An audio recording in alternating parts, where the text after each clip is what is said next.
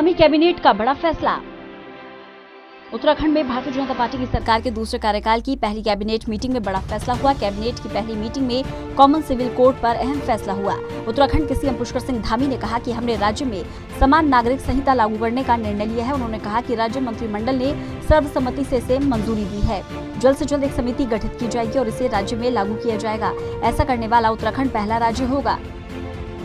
चुनाव प्रचार के दौरान खटीमा में की थी धामी ने घोषणा। दरअसल विधानसभा चुनाव प्रचार के दौरान पुष्कर सिंह धामी ने खटीमा में समान नागरिक संहिता लागू करने की घोषणा की थी। तब कहा था कि उत्तराखंड में जल्द से जल्द समान नागरिक संहिता लागू की जाएगी। धामी ने कहा कि चुनाव के बाद नई सरकार की शपथ ग्रहण करते ही न्यायविदों की एक कमेटी गठित की जाएगी जो पूरे प्रदेश में समान नागरिक संहिता का ड्राफ्ट तैयार करेगी। खटीमा में रैली के दौरान सीएम धामी ने कहा कि ये सामाजिक सद्भाव को बढ़ाएगा, लैंगिक न्याय को बढ़ावा देगा। क्या होता है uniform civil code? Uniform civil code का मतलब अलग अलग धर्म ग्रंथों और रीति रिवाजों पर आधारित पर्सनल लॉ की जगह देश के प्रत्येक नागरिकों पर लागू होने वाले एक समान नागरिक संहिता में बदलना है। आम भाषा में समझे तो यूनिफॉर्म सिविल कोड का सीधा मतलब है देश के हर नागरिक के लिए एक समान कानून, फिर भले ही वो किसी भी धर्म या जाति से ताल्लुक क्यों न रखता हो।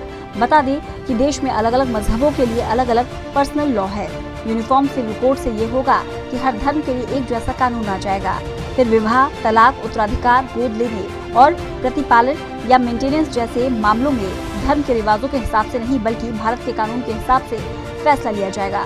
इससे सभी मसलों में सभी धर्म के लोगों को एक देश के नागरिकों की तरह बिना किसी भेदभाव के बर्ताव करने की व्यवस्था हो जाएगी। यूनियन सिविल कोड का अर्थ एक निष्पक्ष कानून है जिसका किसी धर्म से कोई ताल्लुक नहीं। क्या समान नागरिक संहिता लागू कर सकता है कोई राज्य? खैर सवाल ये है कि क्या कोई राज्य अपनी तरफ से समान नागरिक संहिता लागू कर सकता है? संविधान में ऐसा कोई प्रावधान तो नहीं है। संविधान के अनुच्छेद 44 में राज्य को समान नागरिक संहिता लागू करने का निर्देश तो दिया जाता है, लेकिन यहाँ राज्य का मतलब प्रदेश से नहीं है। संविधान के अनुच्छेद 12 के अनुसार राज्य के तहत केंद्र और राज्य दोनों सरकारें आती हैं। अदालतें भी इस मुद्दे पर केंद्र सरकार को ही निर्देश देती हैं और संविधान की ही भावना है कि समान नागरिक संहिता संसद से पास हो। ऐसे में अगर उत्तराखंड राज्य अपने यहाँ यूनिफॉर्म सिविल कोड लागू करता है तो उसे कोर्ट में चैलेंज किया जा सकता है। देश के सिर्फ एक राज्य में लागू है यूनिफॉर्म सिविल कोड। अब तक अलग अलग राज्यों के अलावा केंद्र सरकार की तरफ से यूनिफॉर्म सिविल कोड लागू करने की बात सुनी होगी, लेकिन इस पर आगे कोई अमल नहीं हो पाया।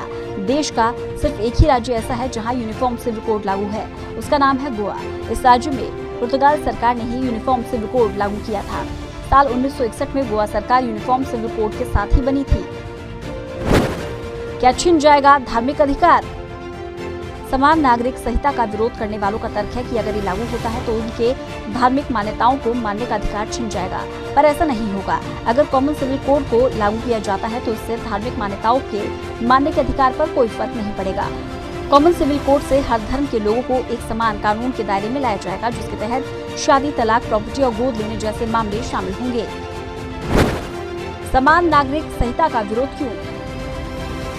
समान नागरिक संहिता का विरोध करने वाले कहते हैं कि इससे सभी धर्मों पर हिंदू कानूनों को लागू कर दिया जाएगा। विरोध करने वाले ये कहते हैं कि इससे अनुच्छेद 25 के तहत मिले अधिकारों का उल्लंघन होगा। अनुच्छेद 25 धार्मिक स्वतंत्रता का अधिकार देता है। समान नागरिक संहिता का सबसे ज्यादा विरोध मुस्लिम पर्सनल लॉ बोर्ड करता है। उनका कहना है इससे समानता नहीं आएगी बल्कि इसे सब पर थोप दिया जाएगा। तो क्या ये लागू नहीं हो पाएगा? समान नागरिक संहिता को लागू करना बहुत टेढ़ी खीर है। वो सिर्फ इसलिए नहीं क्योंकि सभी धर्मों के अपने अलग अलग कानून है, बल्कि इसलिए भी क्योंकि हर धर्म की जगह के हिसाब से भी अलग अलग कानून है। जानकार मानते हैं कि सरकार के लिए समान नागरिक संहिता को लागू करना चुनौतीपूर्ण काम है। मिसाल के लिए दक्षिण भारत में सगा मामा अपनी सगी भांजी से शादी कर सकता है, लेकिन उत्तर भारत में ऐसा नहीं होता। ऐसे में सदियों से चली आ रही इन प्रथाओं को रोक पाना चुनौतीपूर्ण होता है। जब नेहरू जी को कृपलानी ने कहा था सांप्रदायिक, बता दें कि वास्तव में समान नागरिक संहिता पर विवाद तब छिड़ गया था जब पहली इसकी मांग उठी थी। आजादी के बाद देश के लिए संविधान निर्माण की प्रक्रिया से ये जुड़ा हुआ है। संविधान सभा के समान नागरिक संहिता के पक्ष विपक्ष में खूब दलीलें दी गई हैं। प्रारूप समिति के अध्यक्ष बाबा साहेब डॉक्टर भीमराव अंबेडकर ने पर्सनल लॉ का पुरजोर विरोध करते हुए देश के सभी नागरिकों के लिए समान कानून की व्यवस्था की वकालत की थी।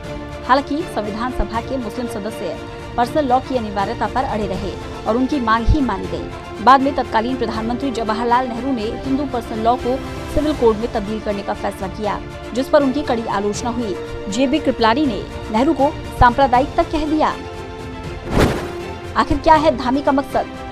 उत्तराखंड में समान नागरिक संहिता लागू करने की दरकार क्यों पड़ी, जब केंद्र की सरकारें दशकों से इसी मुद्दे पर स्थिरता बरत रही हैं। मुख्यमंत्री धामी का मानना है कि उत्तराखंड में जल्द से जल्द समान नागरिक संहिता लागू करने से राज्य में सभी वर्ग के लोगों के लिए समान अधिकारों को बढ़ावा मिलेगा। ये सामाजिक सद्भाव को बढ़ाएगा, लैंगिक न्याय को बढ़ावा देगा, महिला सशक्तिकरण को मजबूत करेगा, राज्य की असाधारण सांस्कृतिक आध्यात्मिक पहचान और पर्यावरण की रक्षा करने में भी मदद करेगा। उन्होंने कहा कि हम एक उच्च स्तरीय कमेटी बनाएंगे। वो कमेटी इस कानून का एक ड्राफ्ट तैयार करेगी, हमारी सरकार उसे लागू करेगी, इसे मंत्रिमंडल में सर्वसम्मति से पारित कराया जाएगा। अन्य राज्यों से भी ऐसी ही अपेक्षा है कि वो भी इसे लागू करें। बहरहाल उत्तराखंड के नए मुख्यमंत्री पुष्कर सिंह धामी शपथ लेने के एक दिन बाद ही बड़ा फैसला ले रहे हैं। राज्य में समान नागरिक संहिता यानी कि यूनिफॉर्म सिविल कोड पर पूरे राज्य में लागू करने का ये फैसला लिया गया है। वहीं उनके इस फैसले पर कई लोगों ने आपत्ति भी जताई है। Special desk, total news.